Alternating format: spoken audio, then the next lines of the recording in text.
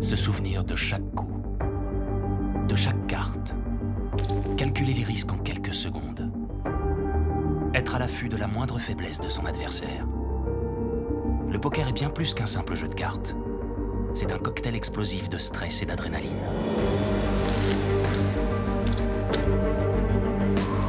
Un affrontement psychologique sans pitié où chaque décision peut vous faire gagner ou perdre en un quart de seconde. Les meilleurs joueurs de la planète ont transformé ce jeu en sport de haut niveau dont le principal atout est le cerveau. Rythme cardiaque, transpiration, expression du visage, langage corporel. Pour décrypter les mécanismes mystérieux qui se déclenchent chez un joueur, nous avons organisé la première partie de poker, jouée sous l'œil de la science. La distribution des cartes fait monter la tension chez plusieurs joueurs. Complètement focalisé au niveau du regard, hein, c'est impressionnant. Exactement, il est en train de construire son bluff. Florent est en train de courir un 200 mètres là. Mais je dirais que c'est un bon jeu d'acteur, hein, quand même là. Pour passer le poker au scanner, nous avons transformé 3 professionnels, 3 champions reconnus dans le monde entier, en objets d'étude. Nous allons mesurer votre résistance à la douleur et vous allez recevoir quelques petites décharges. Je m'intéresse aux régions du cerveau qui sont activées quand nous ressentons du plaisir. Les facultés cérébrales des joueurs de poker sont celles qu'on utilise tous les jours. Que se passe-t-il lorsqu'ils bluffent? Comment arrivent-ils à augmenter leur capacité de mémorisation ou à maîtriser leurs émotions? Qu'est-ce qui les rend si différents de nous? Pour la première fois, nous sommes entrés dans la tête d'un joueur de poker.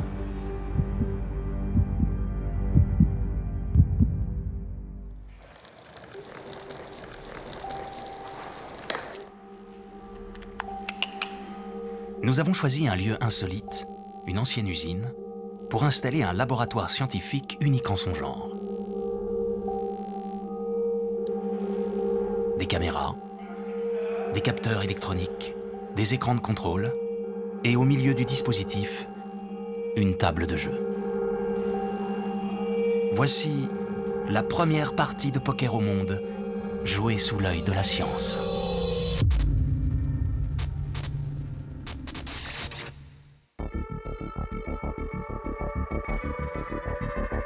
La partie se déroulera avec 6 joueurs. 3 d'entre eux sont professionnels. Un virtuose des mathématiques, Alexandre Luneau. Un génie du bluff, David Iquitaï. Et une dame de fer, hermétique aux émotions, Gaël Baumann. Face à eux, 3 joueurs amateurs, Florent, Robert et Jérémy. À quelques mètres, 3 experts scientifiques vont analyser en direct toutes les réactions des joueurs et comparer les différences entre les professionnels et les amateurs. Stéphane Matteux, le spécialiste du poker, va nous éclairer sur les règles du jeu et ses subtilités psychologiques. Stéphane Bunard, expert en langage corporel, va détecter les attitudes qui trahissent l'état d'esprit des joueurs. Emmanuel Prosic est neuroscientifique, un spécialiste du cerveau. Tout le monde est en place, l'expérience peut commencer. Ok, donc 5-10 s'il vous plaît les blindes. Nous jouons ici à la variante du poker la plus jouée dans le monde, le Texas Hold'em. À chaque tour, les participants reçoivent 2 cartes chacun qu'ils ne montrent pas aux autres. La croupière pose ensuite 5 cartes communes à toute la table. Pour gagner, un joueur doit former la meilleure combinaison possible de 5 cartes avec celle qu'il a reçue et les 5 que la croupière a posées sur la table. Pour l'instant, ils sont tous encore relativement prudents. Personne n'a envie de jouer de manière trop agressive. 110. Le premier affrontement intéressant de la partie oppose Alexandre, un professionnel, à Robert, un amateur.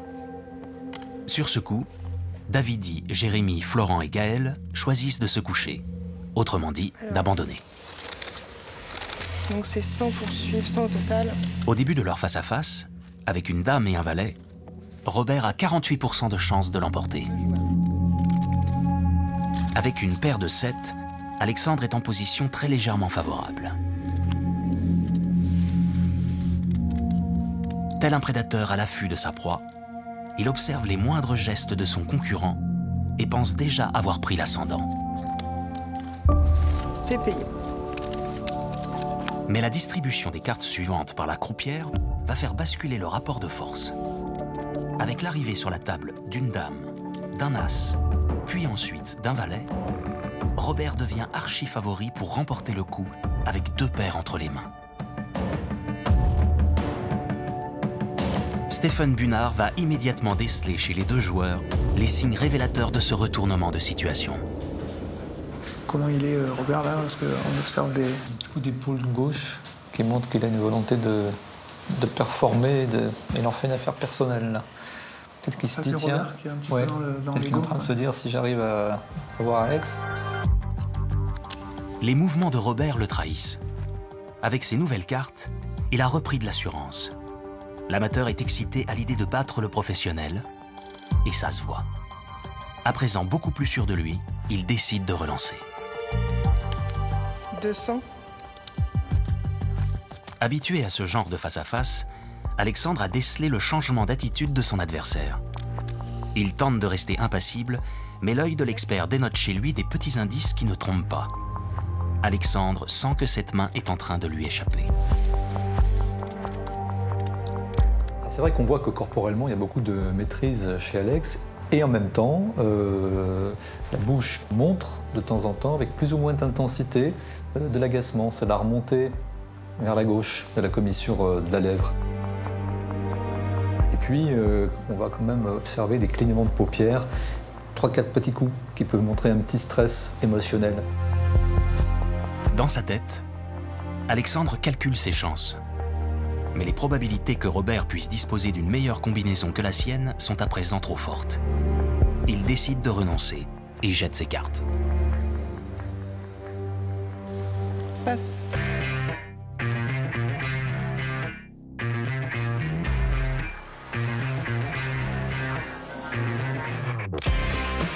Le joueur pro perd ce coup, mais il a pris la bonne décision. Calculer les risques à prendre en quelques secondes, grâce à une parfaite maîtrise des statistiques, c'est la grande spécialité d'Alexandre Luneau. Nous retrouvons Alexandre entre 2 parties à Las Vegas, où il se rend chaque année pour les championnats du monde de poker. Ce joueur est doté d'une hygiène de vie impeccable. Perfectionniste, il utilise des logiciels spécialement développés pour le poker et rejoue virtuellement chacune de ses anciennes parties. Il peut ainsi déterminer si les coups qu'il a joués à l'époque étaient les bons. Je passe pas mal d'heures à étudier, analyser, décortiquer le jeu pour vraiment essayer de faire quasiment aucune erreur et de se rapprocher vers la perfection. À 28 ans, cet ancien élève ingénieur incarne la nouvelle génération de professionnels du poker avec une approche froide et mathématique. J'approche vraiment le poker comme ça, ouais, un problème scientifique posé et j'essaie de le résoudre. L'essence du jeu, c'est mathématique en fait. En 10 ans, Alexandre est devenu un spécialiste des plus grosses parties de la planète, où les mises peuvent atteindre plusieurs milliers de dollars chacune. 2 joueurs.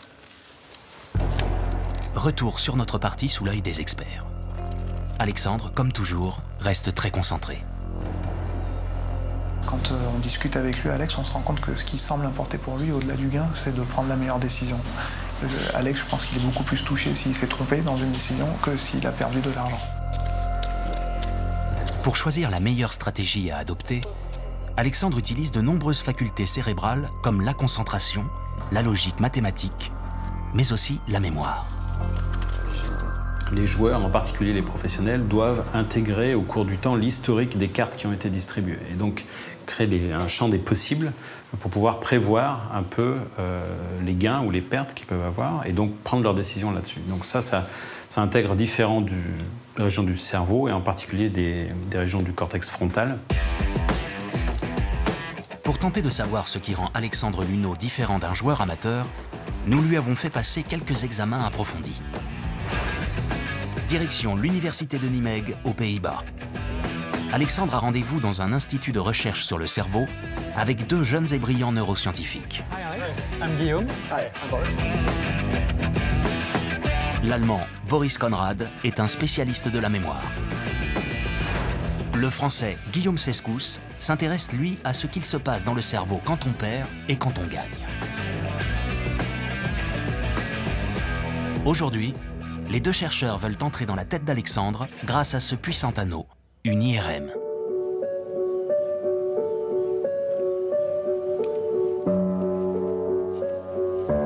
Depuis une vingtaine d'années, cette technologie permet aux chercheurs d'enregistrer l'activité du cerveau afin de localiser les zones qui s'activent dans certaines situations précises, notamment lorsqu'on joue à un jeu. La première expérience est consacrée à la mémoire. Des lettres défilent toutes les 2 secondes devant ses yeux dans un ordre aléatoire. Au cours de l'exercice, Alexandre doit indiquer quand il voit une lettre qui est déjà apparue avant.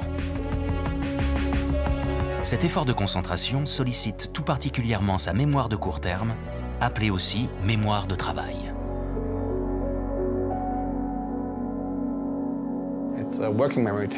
La mémoire de travail est une forme spécifique de mémoire. Grâce à elle, le cerveau met à jour rapidement les informations et prend des décisions. Quand Alexandre prend des décisions rapides, il doit mettre ensemble tout un tas d'informations très variées. Et l'endroit où elles sont intégrées, c'est la mémoire de travail. Par exemple, il doit calculer les probabilités, deviner les possibilités de jeu adverse ou l'éventualité d'un bluff. Pour ça, il doit avoir une très bonne mémoire de travail. L'être humain utilise différentes formes de mémoire auxquelles sont associées certaines zones cérébrales spécifiques. Au poker, les informations mémorisées temporairement, quelques secondes ou quelques minutes, sont traitées par certaines régions du cortex préfrontal, la partie du cerveau la plus évoluée. Quand ces informations se transforment en souvenirs de long terme, c'est une zone plus ancienne enfouie sous le cortex, l'hippocampe, qui joue le rôle d'archiviste et stocke les données un peu partout dans le cerveau.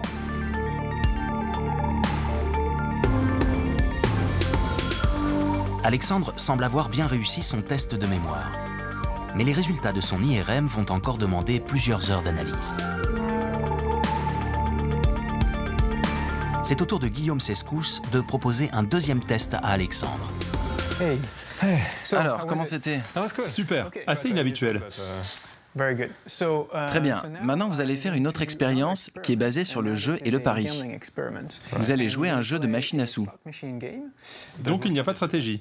C'est bien ça, il n'y a pas de stratégie. C'est un jeu de pur hasard, comme n'importe quelle machine à sous. Pour cette seconde expérience sous IRM, la tâche est simplifiée à l'extrême. Les choix du joueur sont très limités.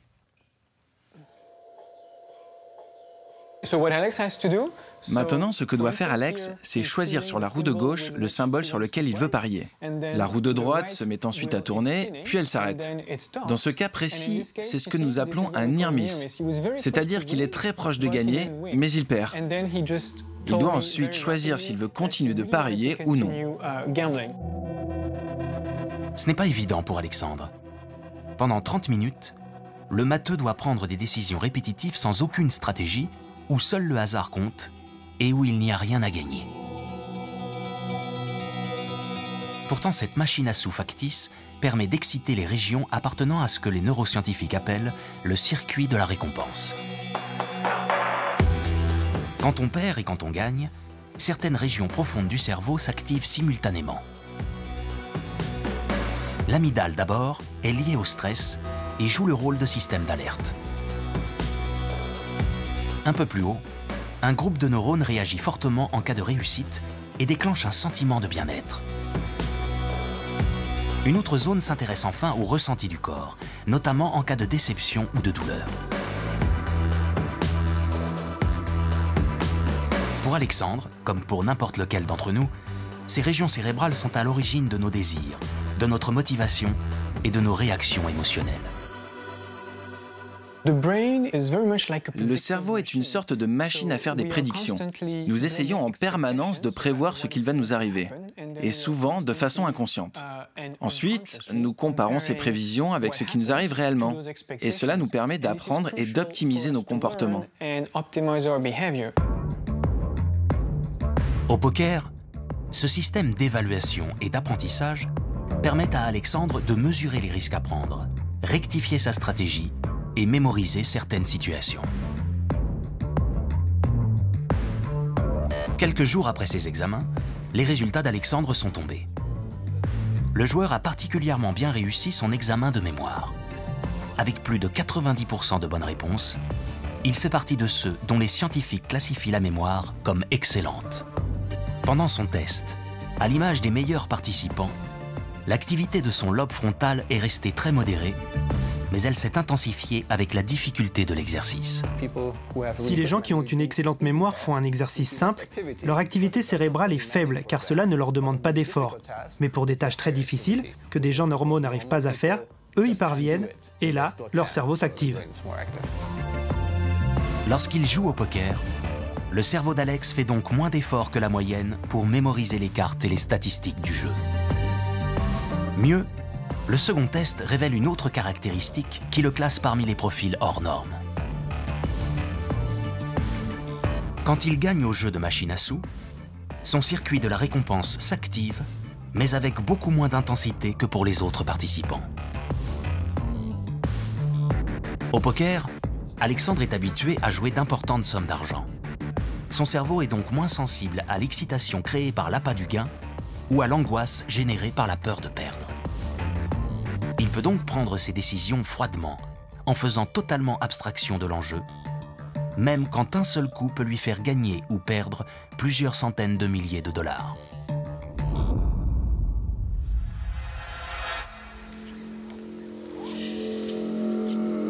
Plus la compétition est importante, plus l'activité cérébrale d'un joueur sera intense.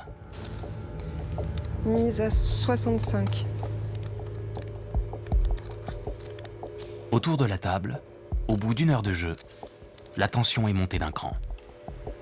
Rien n'est joué. Tout peut encore basculer en fonction des cartes et du contexte psychologique. Le poker, il y a effectivement une dimension psychologique et une dimension de face à face et de conflit. On peut passer d'énormes favoris à plus du tout favoris pour gagner. Et ça, c'est des choses qui effectivement provoquent des émotions et des sensations assez difficiles. Ouais. Pour en savoir plus sur ces pics émotionnels, nous avons équipé nos joueurs avec une sorte de détecteur de mensonges. C'est une première. 2 électrodes placées sur les doigts nous permettent de suivre à distance et en temps réel leur pulsation cardiaque ainsi que les écarts de transpiration. Dans le jargon d'Emmanuel Prosic, ces variations corporelles sont des réponses électrodermales. C'est intéressant de voir, regarde déjà la distribution des cartes fait monter la tension chez plusieurs joueurs. On voit aussi que ceux qui sont sortis du jeu, là, leur tension a diminué, alors que les autres gardent une tension élevée qu'on voit dans la transpiration. Donc la tension est encore là. Ces émotions internes sont plus marquées chez certains, comme Florent, mais les pros sont eux aussi concernés. C'est assez rigolo parce qu'on peut pratiquement à chaque fois prédire que Alexandre va quitter le jeu juste par sa réponse électrodermale, qui monte juste avant qu'il décide de passer. Comme si ça l'agaçait de devoir passer sa main. Oui, c'est-à-dire qu'il est en train de décider d'un événement négatif, quoi, qui est de sortir du jeu. C'est vraiment systématique. Alexandre ressent le fait de ne pas jouer comme une défaite, et son corps marque le coup par un petit agacement au niveau de la lèvre et par une légère accélération du rythme cardiaque.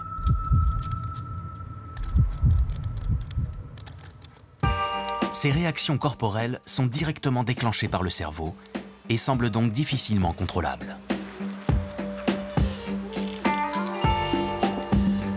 Le contexte, ce qui vient de se passer, l'état de l'individu va créer une réaction particulière du système nerveux. Le cerveau et le corps humain dialoguent en permanence, notamment grâce à des molécules que l'on appelle des neurotransmetteurs. Les principaux messagers sont l'adrénaline, le cortisol, la sérotonine et la dopamine, qui permettent de transmettre et de réguler les états de stress ou de bien-être. Au poker, tout ce qui se passe dans le cerveau des joueurs a une répercussion sur leur corps et se traduit par une multitude de petits gestes et d'attitudes.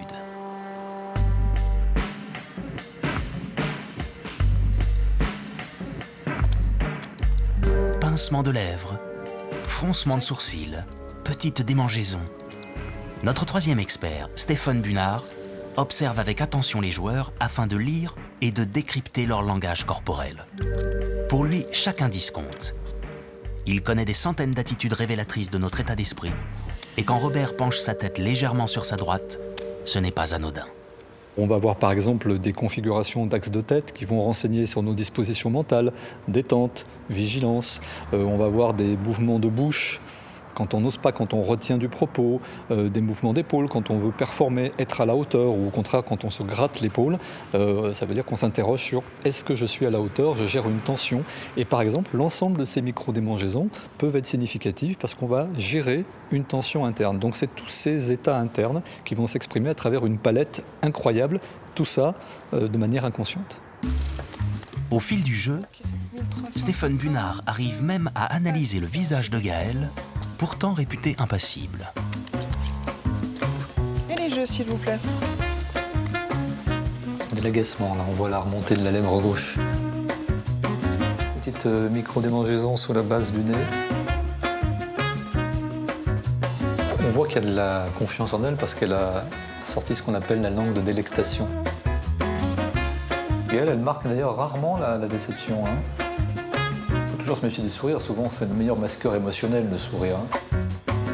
Elle est très expressive.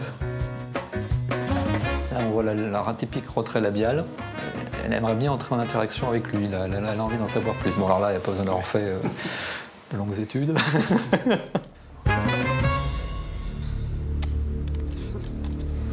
Au cours de notre partie, la mission principale de Stéphane Bunard va être d'analyser ce qu'il se passe lors d'une phase cruciale du poker, le bluff.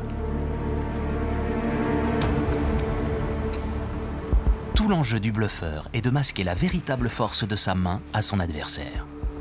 Se montrer fort quand on est faible et faible quand on est fort. Pas de lunettes de soleil ni d'écharpe à notre table. Mais les joueurs essaient tous de garder la fameuse poker face. C'est ce qui fait le propre des très bons joueurs, c'est-à-dire la capacité à garder un visage impassible, neutre émotionnellement, quelle que soit la situation, qu'on soit bien ou moins bien dans le coup. Parce que je pense que depuis le début, Jérémy est en train d'essayer de faire un peu position basse, genre c'est peut-être souvent les gens qui se sentent forts vont montrer quelque chose de faible. Robert, justement, tente de tromper Gaël. Il essaie de lui faire croire par son attitude qu'il n'a pas un bon jeu, alors qu'il a pourtant 2 as dans les mains. Mais Stéphane Bunard ne se laisse pas abuser. Le fait que les sourcils restent un petit peu trop longtemps en l'air, comme si on voulait montrer qu'on était étonné, parce que les sourcils, c'est attirer l'attention de l'autre. Donc il y a un côté manipulatoire non conscient avec les sourcils. C'est parfois d'ailleurs plus intéressant à regarder les sourcils que regarder les yeux. Et ça tombe bien puisque justement il y a les lunettes qui cachent les yeux, mais pas forcément toujours les sourcils. Mais je dirais que c'est un bon jeu d'acteur, hein, quand même là.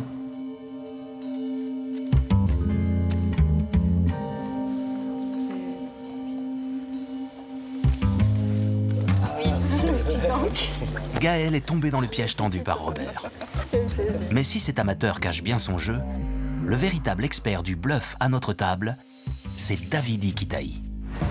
Cela fait plus de 10 ans que ce Belge de 36 ans est l'un des meilleurs professionnels de la planète, titré dans plusieurs grands tournois.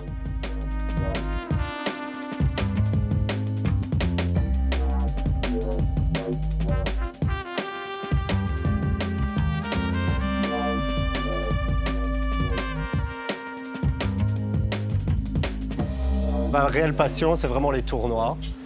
Parce qu'il n'y a pas que l'enjeu financier qui est en jeu, c'est vraiment une compétition. Et moi, depuis que je suis petit, je joue au foot. J'ai toujours été un grand compétiteur, j'ai toujours aimé tous les jeux de société, j'ai toujours tout fait pour gagner. Donc au poker, il y a ça, il y a une balance avec l'adrénaline qu'il peut y avoir dans le jeu et puis la compétition qu'on retrouve dans tous les sports en général. Posé et réfléchi, ce joueur né est réputé pour son style de poker à l'ancienne, à l'instinct.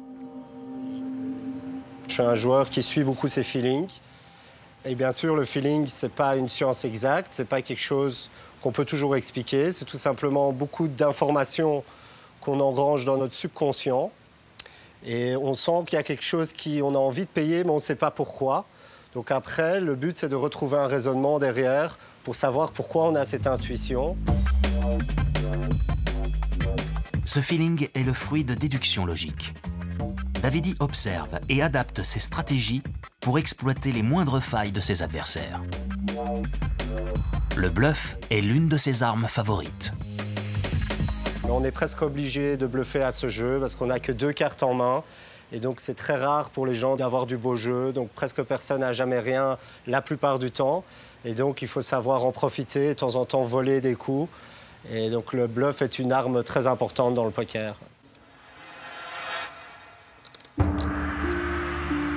Fidèle à son style, Davidi va tenter plusieurs coups de bluff durant notre partie. Et chez Davidi, tu vois quelque chose, non? Parce que là, les marqueurs physiologiques sont une forte augmentation de la fréquence cardiaque, et puis on voit que la tension électrodermale est très élevée. Complètement focalisé au niveau du regard, hein, c'est impressionnant. Comme s'il y avait finalement une corrélation à faire entre plus je regarde ce que fait l'autre, plus finalement je bluffe. Ce qui va très bien avec l'idée qu'on se fait d'un certain type de menteur qui précisément plante son regard dans l'autre quand il ment. Il élabore quelque chose, quoi. Bah exactement, il est en train de construire son bluff. Passe. Les autres joueurs ont abandonné. Davidi est en face à face contre Robert, qui possède la meilleure combinaison de cartes. Mais le professionnel cherche à faire douter son adversaire en faisant monter les enchères, très sûr de lui. 775.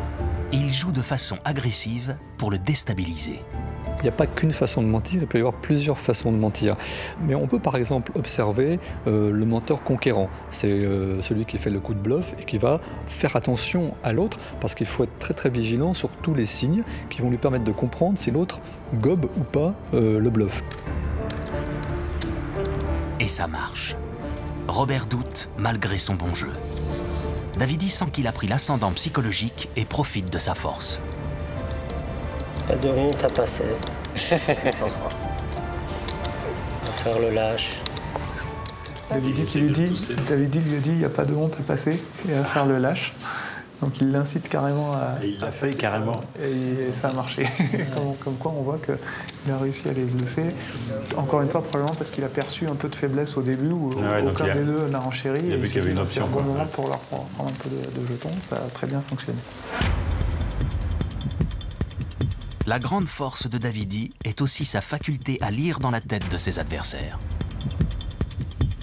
Sur ce coup où Florent dispose d'une main qui lui assure la victoire, Davidi va décider, rien qu'en observant attentivement Florent, s'il doit se coucher ou continuer à jouer.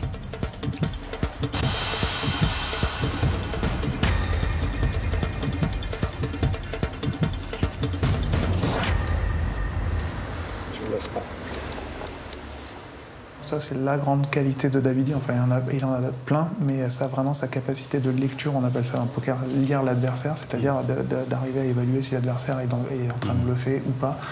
Davidi est devenu extrêmement célèbre dans le monde du poker pour sa capacité à payer des mises avec des mains très très marginales, tout simplement parce qu'il suppose que l'adversaire est en train de bluffer et il se trompe très très rarement sur les bluffs adverses, de même qu'il se trompe aussi très rarement quand l'adversaire le domine complètement. Quand il bluffe ou qu'il essaie de démasquer un bluff, Davidi entre dans un véritable affrontement psychologique avec ses adversaires. Pour cela, il utilise une région particulière de son cerveau.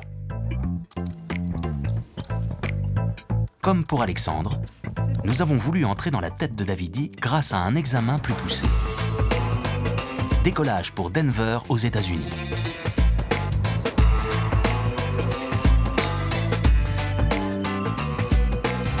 Le joueur belge est attendu au pied des montagnes de la région, dans la ville de Boulder, par un chercheur de l'Université du Colorado. McKell Carter étudie la façon dont le cerveau prend en compte les relations sociales et notamment ce qu'il se passe dans les situations de bluff. Je me considère un peu comme un explorateur du cerveau. J'essaie de comprendre comment notre cerveau perçoit les réactions de l'individu qu'il a en face de lui. Hello. Hi, Davidi, nice to meet you. Le scientifique américain est ravi d'accueillir un joueur professionnel aussi perspicace que Davidi. Il a prévu pour lui une expérience inspirée du poker. Direction la salle d'IRM. C'est la première fois que Davidi va passer ce type d'examen. Et même s'il cache son jeu, le professionnel est un peu impressionné. On va vous faire jouer à une version très simple du poker à l'intérieur du scanner. Et on va regarder comment votre cerveau s'active quand vous tentez de deviner ce que va faire l'adversaire. C'est bon pour vous? Très bien, c'est intéressant. Il faut vous changer avant de rentrer dans le scanner. Ok, thanks. Ok, à tout de suite. Dans cette tenue originale, le joueur s'allonge au milieu de l'anneau pour pratiquer son jeu favori, mais dans une variante extrêmement simplifiée. À chaque coup, Davidi reçoit une seule carte. Soit c'est une carte H, qui est d'une forte valeur, soit c'est une carte L de faible valeur. Il doit alors choisir de parier ou d'abandonner. S'il choisit de miser de l'argent sur la carte faible, il tente alors un coup de bluff. Face à lui, un ordinateur et un adversaire humain doivent deviner à tour de rôle quand Davidi essaye de les bluffer.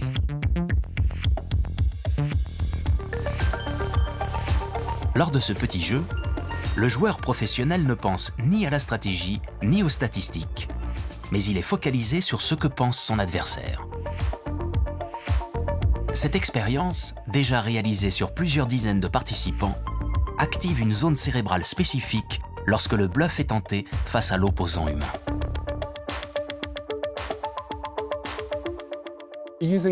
On utilise ce jeu pour déterminer quelles parties du cerveau sont activées quand nous pensons à quelque chose en lien avec une relation sociale, quand nous entrons en interaction avec les autres. Cet endroit est localisé vers l'arrière du cerveau, au carrefour de plusieurs régions du cortex qui gèrent la vision, l'audition, la mémoire, la concentration, ainsi que les émotions et l'empathie. Les spécialistes appellent cette zone cérébrale très particulière la TPJ. Au poker, bluffer ou tenter de deviner un bluff implique une interaction avec l'adversaire. L'observer, imaginer ce qu'il ressent, anticiper ses réactions, lui transmettre un message. Finalement, au cours d'une partie, c'est un véritable lien qui se crée entre les joueurs.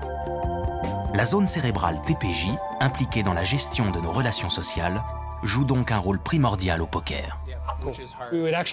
On pense que la TPJ est active quand on bluffe, mais aussi quand on essaye de deviner si l'adversaire est en train de bluffer. L'expérience se termine enfin au bout d'1 heure. Au départ, j'avais peur de ne pas respirer avec mon casque et tout ça.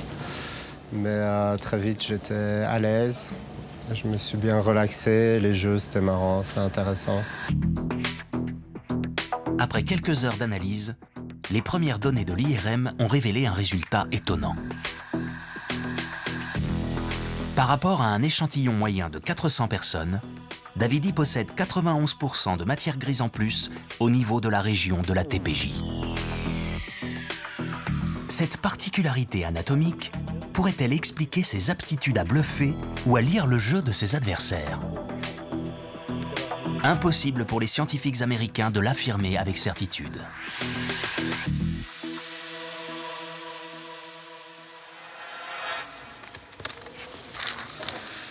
Autour d'une table de poker, on peut être un fin psychologue comme Davidi ou un mathématicien hors pair comme Alexandre, mais il faut également maîtriser ses émotions. De mieux, donc 60 au total. Le cas de Florent est révélateur.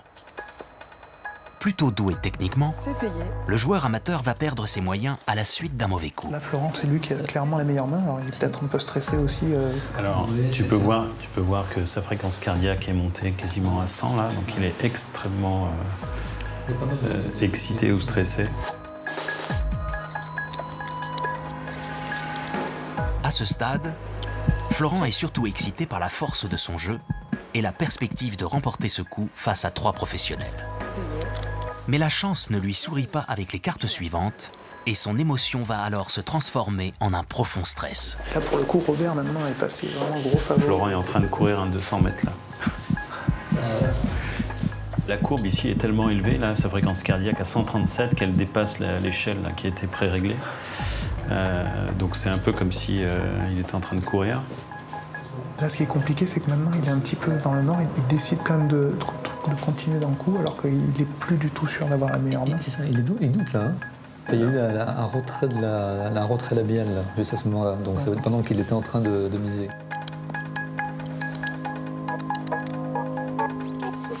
Passe. Pas de chance. C'est perdu pour Florent. Et c'est Robert qui remporte le coup.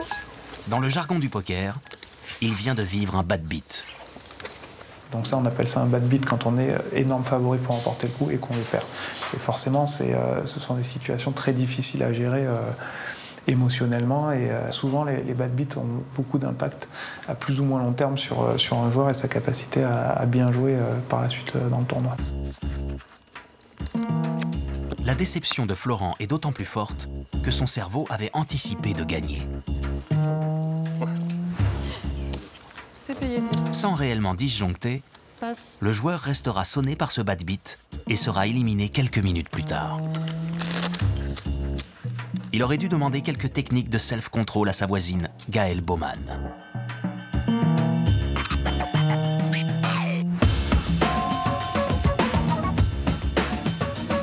Quand on la croise dans l'intimité, Gaëlle est une jeune maman douce et enjouée. Mais quand vient l'heure de partir au travail, elle devient une joueuse impitoyable. Cette trentenaire est l'une des rares femmes du circuit professionnel. Elle a gagné son surnom de Dame de Fer dans les tournois internationaux, notamment à Las Vegas, en conservant sa poker face et son sang-froid dans toutes les situations.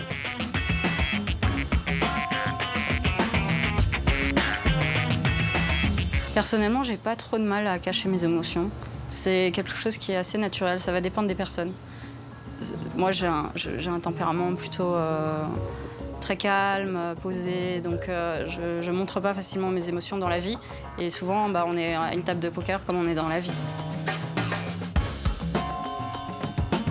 Comme Alexandre, Gaëlle vient du poker en ligne et joue de façon rationnelle et mathématique. Mais elle sait aussi accepter ses émotions, positives comme négatives, pour mieux les maîtriser.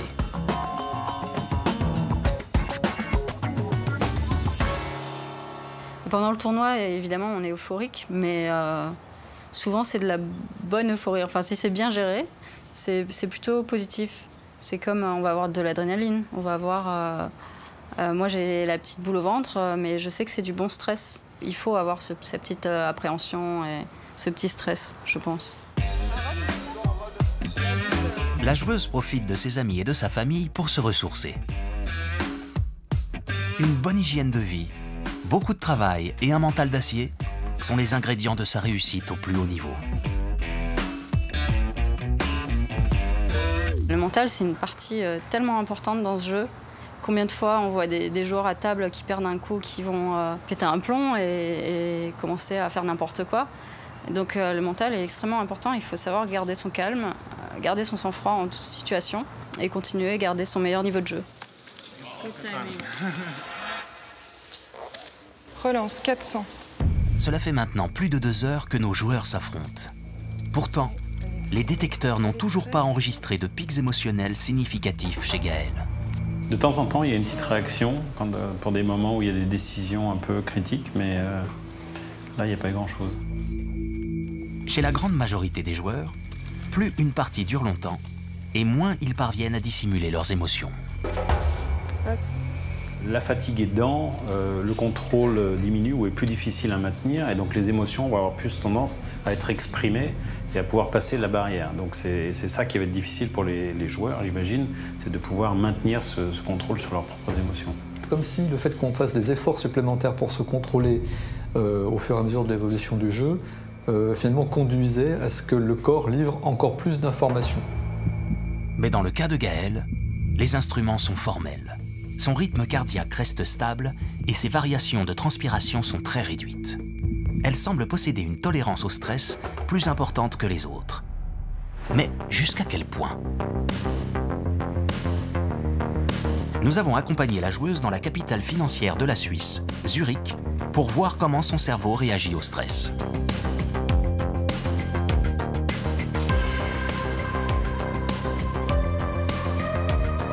À l'hôpital universitaire, le laboratoire de neuroéconomie est à la pointe de l'exploration cérébrale grâce à de multiples expériences et plusieurs techniques d'imagerie.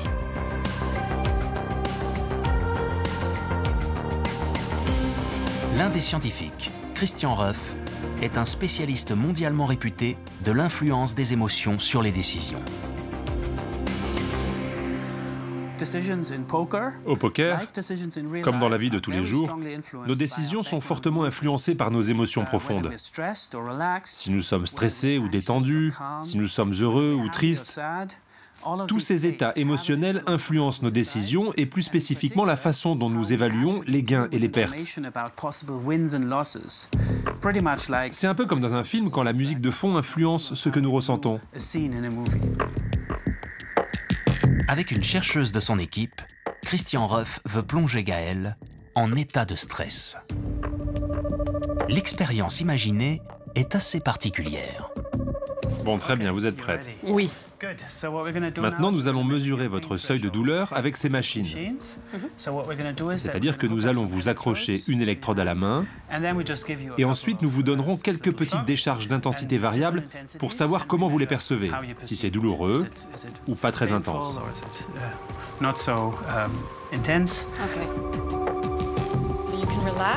Détendez-vous, je vais fixer cette électrode sur vous. Ces décharges électriques ne sont pas dangereuses pour Gaël. La jeune femme résiste très bien à la douleur. Les chercheurs doivent pousser leur dispositif au maximum pour qu'elle ressente enfin quelque chose. 8, 8,5. Si nous avions besoin de déterminer votre seuil de douleur tout à l'heure, c'est que maintenant, nous allons vous mettre dans deux situations différentes. Dans un cas, les décharges seront fortes, donc désagréables. Dans l'autre cas, elles seront faibles, et vous ne les sentirez même pas. Et nous voulons savoir comment vous faites vos choix dans ces deux situations. Ok, super. Dans l'IRM, la joueuse va faire des paris plus ou moins risqués tout en recevant des décharges douloureuses de façon aléatoire. Quand l'écran est bleu, la décharge est intense. Quand il est vert, le choc est indolore. Cela permet aux chercheurs de mettre le cerveau de Gaël dans deux états émotionnels bien distincts. Dans la première situation, les participants sont plongés dans un état d'anxiété. Ils sentent que quelque chose de négatif peut leur arriver à tout moment, de façon imprévisible. Et dans l'autre situation, ils n'attendent pas quelque chose de négatif ou de désagréable. Comme au poker, Gaël doit réaliser des calculs complexes pour évaluer ses chances de gagner et les risques à prendre en étant parfois détendu et parfois stressé. Les scientifiques veulent savoir comment son cerveau réagit face à l'anxiété. Le choix de parier ou d'abandonner se fait au niveau du cortex préfrontal. Mais chaque décision peut être influencée par nos émotions profondes. Quand le stress est important, la région du bien-être est désactivée, tandis que le système d'alerte et la zone de la douleur sont très fortement excités. Un état cérébral qui aurait, selon les experts, un impact direct sur le choix de jouer un coup plutôt qu'un autre.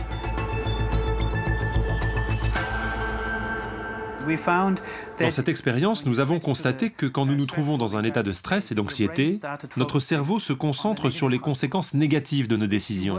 Et si on reste longtemps dans cet état émotionnel, si on est stressé de façon chronique par exemple, on ne voit que l'aspect négatif des choses. Ça devient une vraie façon de penser. Dans cette expérience, le stress généré par la décharge électrique reçue par les participants les pousse généralement à changer de comportement et à choisir les paris les moins risqués. Mais pour Gaël, malgré la douleur ressentie, la joueuse a gardé sa stratégie inchangée comme si de rien n'était. Je prenais toujours la décision mathématique, sans prendre en compte l'environnement en fait. Et je réfléchissais même pas à si j'allais prendre une décharge ou pas. J'ai l'impression que mon cerveau faisait même pas la connexion entre les deux. L'IRM de la joueuse révèle pourtant que son cerveau a réagi aux décharges électriques de la même façon que celui des autres participants, avec une forte activation de la zone de la douleur. Son cortex, la région du contrôle, semblerait donc beaucoup plus efficace que la moyenne pour prendre des décisions logiques sans être influencé par ses émotions. Une faculté qui explique pourquoi Gaël a reçu son surnom de Dame de Fer.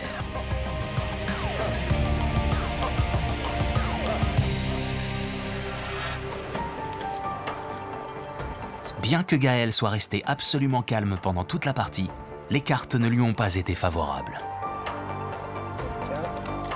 Au bout de 3 heures, elle est éliminée et doit quitter la table. C'est ce qu'il emporte. Ils ne sont plus que 4. Et Davidi se sent à l'aise. On n'a plus le temps de rigoler ici. Je suis pressé de prendre tous les jetons.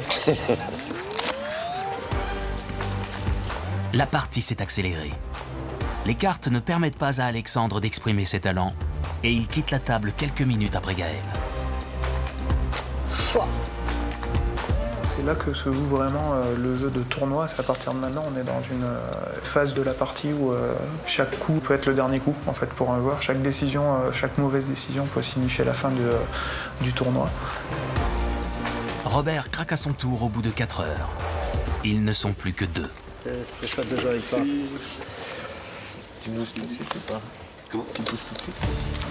Ok.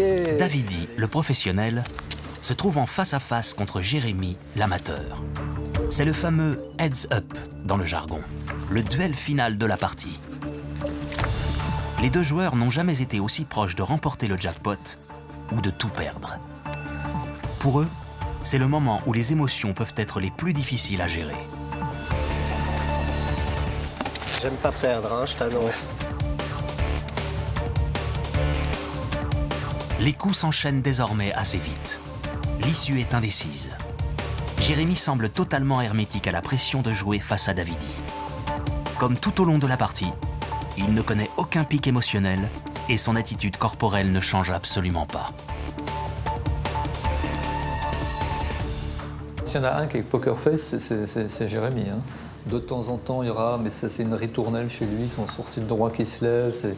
C'est une façon de prendre du recul. Et donc, c'est un élément qui est lié à la réflexion.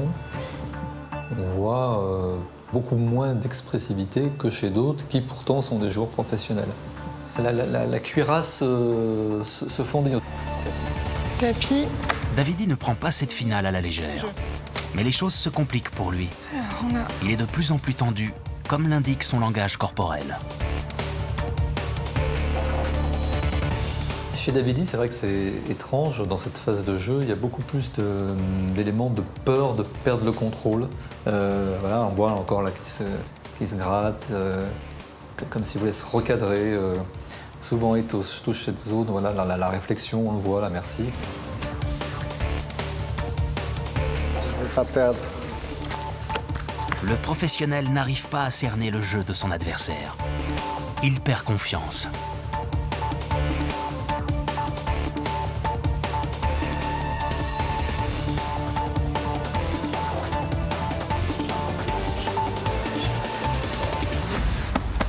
Good game. Merci. Bien joué.